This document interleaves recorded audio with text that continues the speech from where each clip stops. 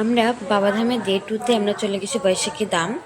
এখানেও শিব বাবার দর্শন আছে, এটা নিয়ে ভালো করে জানি না, তাই তোমাদের কিছু বলতে পারছি না। আমরা বড় বড় সেখানে যেতে হবে, তো আমরা চলে চলে গেছি। দেখো কত কত মানুষের সমাহার।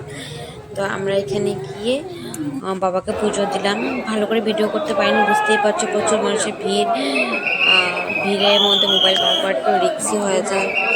অনেক কষ্ট করে সকাল সকাল উঠে পুজো দিয়ে তোমাদেরকে দেখাচ্ছি। পুজো দেওয়ার পরে আমার মুখের গ্লোই বেরিয়ে গেছে।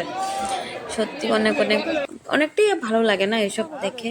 তারপরে স্টেশনে এসে স্টেশনে একটাই ট্রেন আছে, দেখো কেমন কেমন মানুষের ভিড়। মানুষ 2 রাত 3 রাত ধরে হাঁটছে ট্রেনের মধ্যে, মানুষের বসার জায়গা নেই। আমরা কোনো মধ্যে বসে এসে গেছি জার্নি করে। এটা হচ্ছে দেওঘর স্টেশন, না বাবাধাম স্টেশন, সরি, দেওঘর না বাবাধাম, আমি কনফিউজড আছি। এই দেখো মানুষ হেঁটে হেঁটে হেঁটে হেঁটে যাচ্ছে বাবাধামকে জল দেওয়ার জন্য। তারপরে আমরা পরের দিন রিটার্ন করে আসি কলকাতায়, 2 দিন বাবাধাম থেকে। তো আমার ছেলে ট্রেনে গিয়ে, ও ট্রেনটা তো নিজের মনে করছে, ও যেরকম ইচ্ছে এইভাবে ঘুরছে ফিরছে খাচ্ছে ওর আর কি। তারপর আমরা কলকাতায় এসে যাই, কলকাতায় এসে ফুড কার্টে আমরা খাওয়া দাওয়া করি, খাওয়া দাওয়া করে রুমে আসি। Bye bye.